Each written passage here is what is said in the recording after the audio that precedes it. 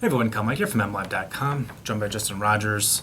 Another loss in the books for the Lions. Justin, a lost season is now further down the rabbit hole. 4-9 at this point with 3 to go. Nothing to play for. They're mathematically eliminated. Even the longest of shots, even the Glover Quinn shots are out of the books now. Mathematically eliminated. Nothing to play for. Jim Caldwell, though, still has something to play for. It's his job, and accordingly so, he's still focused on 2015. He said this week, he said on Monday that he's now focused on developmental players. He's not going to feature those guys just to get them some work. His goal is still to win every game and to put the team in the best position possible to win. What's your take on that, and the how to weigh the two between going for the 3 wins and also with an eye toward 2016?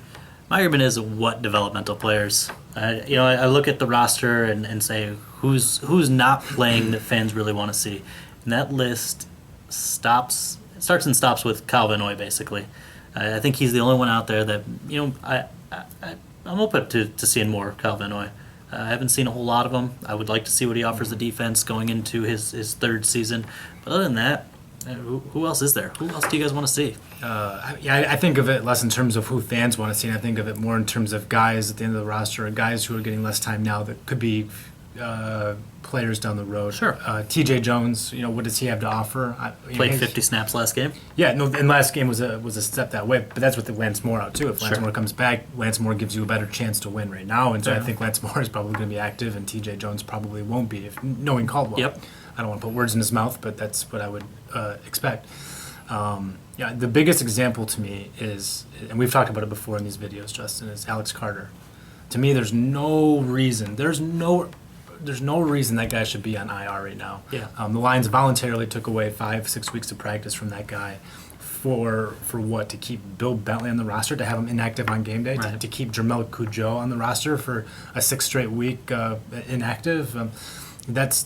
He's a 3rd-round pick, and he had missed practice throughout the whole year, and now you take away the 5 or 6 weeks he could have practiced at full health, at least at what he told us, for the random 5 snaps that Bill Bentley might play. That's an absurd decision to me, and that's a classic example of focusing on 2015 rather than 2016. Guys like that should be playing, not rotting on the bench. What's interesting to me is I wonder if you polled Lions fans who they'd rather see in the starting lineup, Travis Swanson or Manny Ramirez. I kind of feel, just based on the interaction I've had with our readers, whether it was on Twitter or in the comments, that they'd rather see Manny Ramirez, which seems counter to this let the young guys play. But Travis Swanson has been pretty bad.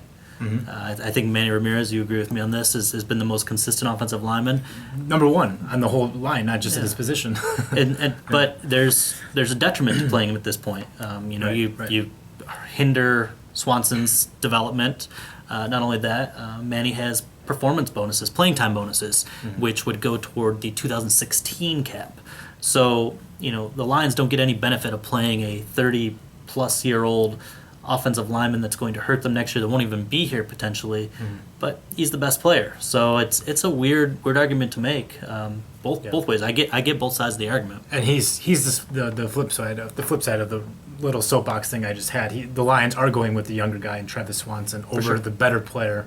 I mean, not even arguably, he is the better player in Manny Ramirez, and that's because Swanson is younger. He was drafted to be the center of the future. He has a future here where Manny probably doesn't, at least in the long term. And so the Lions are seeing what he's got. Same thing with Laken Tomlinson, right? They could have Manny out there at left guard, but instead they're going with Laken and giving him a run and trying to develop him. So I give them credit for that. But to have Carter down, I think you could have T.J. Jones out there. There's a couple other guys. You could bring up a practice squad player to get understanding what guys have and maybe getting them some reps that would benefit them down the road behooves this team more than just playing. I think playing to win, keeping Bill Bentley up or whatever. And I don't mean to pick on Bill Bentley; he's a nice enough guy, but just the mindset of Caldwell or this staff. I disagree with going all in for 2015 because the only people that benefits is this coaching staff and this front office who are trying to save their jobs. It doesn't benefit the organization. It's about the players, and the players should be getting better. The players who can contribute in the future should be getting the most time. Yeah, I mean, we definitely agreed on the Carter mistake. We call it a mistake. I'm sure Caldwell would call it something different. Yeah. But, at that time, they were still mathematically in this playoff race, even though it was like a 3 or 4% chance. That's come back to. But you got guys like Nevin Lawson, Quandre Diggs, Karan Reed, Amir Abdullah, Laken Tomlinson.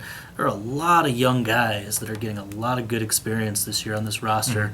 Kyle Van Noy's one. Alex Carter is a wasted one, and maybe Gabe Wright. But Gabe Wright had an opportunity early in the year, and I didn't think did a whole lot with it.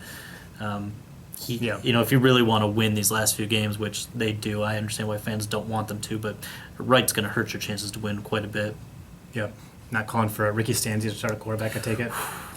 I wish Dallas would give Kellen Moore a shot. Dallas would keep saying it.